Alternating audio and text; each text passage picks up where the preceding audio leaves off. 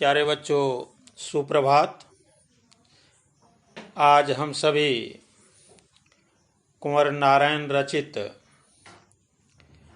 कविता के बहाने शीर्षक का अध्ययन करेंगे। साथ ही साथ उनके व्यक्तित्व एवं कृतित्व को भी जानने का प्रयास करेंगे। कवि कुंवर नारायण आधुनिक हिंदी कविता के सशक्त हस्ताक्षर हैं। इनका जन्म 19 सितंबर सन 1927 को फैजाबाद उत्तर प्रदेश में हुआ। इनकी प्रारंभिक शिक्षा घर पर ही हुई थी। विश्वविद्यालय स्तर की शिक्षा इन्होंने लखनऊ विश्वविद्यालय से पूरी की। इन्होंने अनेक देशों की यात्रा की। कुंवर नारायण ने 1950 के आसपास काव्य लेखन की शुरुआत की। इन्होंने चिंतन परक लेख, कहानियां, सिनेमा और अन्य कलाओं पर समीक्षाएं भी लिखी। इन्हें अनेक पुरस्कारों से भी नवाजा गया है। कबीर सम्मान, व्यास सम्मान, लोहिया सम्मान आदि। इनकी प्रमुख रचनाएं काव्य संग्रह, चक्रव्यूह, परिवेश, हम तुम, अपने सामने कोई दूसरा नहीं, इन दिनों, प्रबंध काव्य के रूप में आत्मजयी, कहानी संग्रह, समीक्षा, सामान्य, मेरे साक्षात्कार आदि। काव्यगत विशेषताएं इस प्रकार हैं। कवि ने कविता को अपने सृजन कर्म में हमेशा प्राथमिकता दी। आलोचकों का मानना है कि उनकी कविता में व्यर्थ का उलझाव, अखबारी सतहीपन और वैचारिक धुंध की बजाय संयम, परिष्कार और साफ सुथरापन है।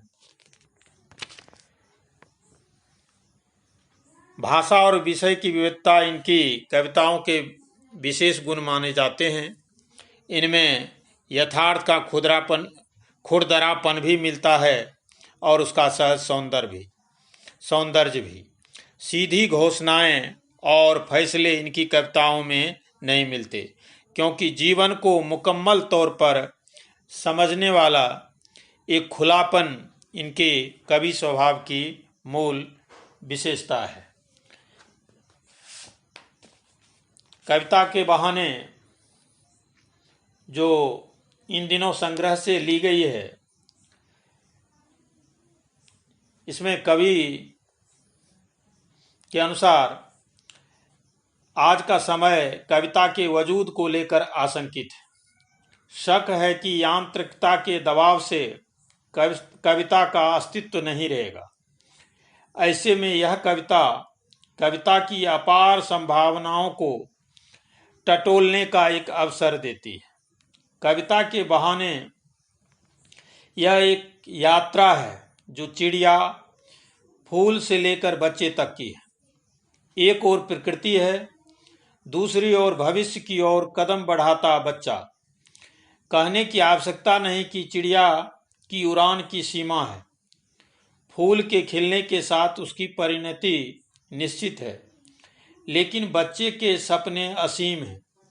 बच्चों के खेल में किसी प्रकार की सीमा का कोई स्थान नहीं होता। कविता भी शब्दों का खेल है और शब्दों के इस खेल में जड़, चेतन, अतीत, वर्तमान और भविष्य सभी उपकरण मात्र हैं। इसलिए जहां कहीं रचनात्मक ऊर्जा होगी, वहां सीमाओं के बंधन खुद ब खुद टूट जाते हैं। वो चाहे घर की सीमा हो, भाषा की सीमा हो या फिर समय की सीमा ही क्यों न हो। तो आज हम सर्वप्रथम कविता पाठ करेंगे, तत्पश्चात भावार्थ का अवगाहन करेंगे।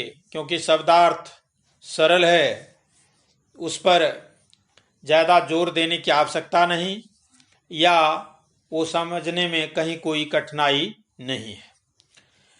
तो सर्वप्रथम कविता एक उड़ान है। चिड़िया के बहाने कविता की उड़ान, भला चिड़िया क्या जाने। बाहर भीतर, इस घर उस घर, कविता के पंख लगा उड़ने के माने, चिड़िया क्या जाने। भावार्थ कुछ इस प्रकार है। कविता चिड़िया की उड़ान को देखकर नई नई कल्पनाएं प्रस्तुत करती है। वह स्वयं भी उड़ान भरती है। उसमें नए नए भाव, नए नए रंग, नए नए विचार आते हैं। कविता की उड़ान इतनी ऊंची होती है कि बेचारी चिड़िया उसका ओर छोर नहीं जान पाती। कविता का विस्तार चिड़िया की समझ से परे है। कविता न केवल घर के भीतर होने वाली गतिविधियों पर लिखी जाती है, बल्कि बाहर के संसार को भी व्यक्त करती है। वह कभी इस घर के बारे में लिखी जाती है तो कभी उस घर के बारे में। आशय यह है कि कविता में घर घर की कहानी वर्णित होती है। कविता किस प्रकार कल्पना के पंख लगाकर सब जगह घूम जाती है, यह उस बेचारी चिड़िया की समझ से परे है। आशय यह है कि प्रकृति ससीम है, किंतु कविता का क्षेत्र अनंत है या कविता असीम है। पुनः दूसरे पद में कवि कहते हैं, कविता एक खिलना है फूलों के बहाने, कविता का खिलना भला फूल क्या जाने। बाहर भीतर, इस घर उस घर, बिना मुरझाए महकने के माने फूल क्या जाने। पुनः कवि कहते हैं, कविता फूलों को खिलता देखकर खिलती है, पल्लवित होती है और पुष्पित होती है। उसमें नए नए रंग, भाव और सौंदर्य भर आते हैं, परंतु फूल बेचारा ससीम है, उसका क्षेत्र सीमित है। वह कविता को सुगंध और सौंदर्य से तो भर देता है, किंतु कविता के खिलने को नहीं समझ पाता। उसका बोध सीमित है। फूल तो बेचारा एक दिन गंध रहित हो भी जाता है, किंतु कविता किस प्रकार बिना मुरझाए महकती रहती है, वह घर के भीतर और बाहर हर घर द्वार पर अपनी भाव सुगंध बिखराती रहती है। इस बारे में बेचारा फूल कुछ नहीं जान पाता। वह तो बस सुगंध से भरना और फिर एक दिन झर जाना, इतना ही जानता है। पुनः कवि कहते हैं, जो कविता एक खेल है बच्चों के बहाने, बाहर भीतर, यह घर वह घर, सब घर एक कर देने के माने, बच्चा ही जाने। पुनः कवि कहते हैं, कविता में भी बच्चों के खेलों को देखकर कवि शब्द क्रीड़ा करता है। वह शब्दों के भावों के विचारों के नए नए खेल खेलता है। जिस प्रकार बच्चे खेल खेलते हुए कभी घर में जाते हैं, कभी बाहर भागते हैं, वे उस सभी घरों में समान रूप से खेलते हैं। उनके मन में अपने पराये का भेदभाव नहीं रहता। वे खेल खेल में सभी को अपना बना लेते हैं। वे सब घरों को एक करके क्या कहना चाहते हैं, यह तो बच्चे ही जानते हैं। उन्हीं बच्चों के अनुसार कवि कर्म भी एक खेल है, शब्दों का खेल। कवि शब्दों के माध्यम से अपने मन के, बाहरी संसार के, अपनों के, परायों के, सब घरों के मनोभावों को वाणी देता है। वह सबको समान मानकर उनकी भावनाओं को व्यक्त करता है।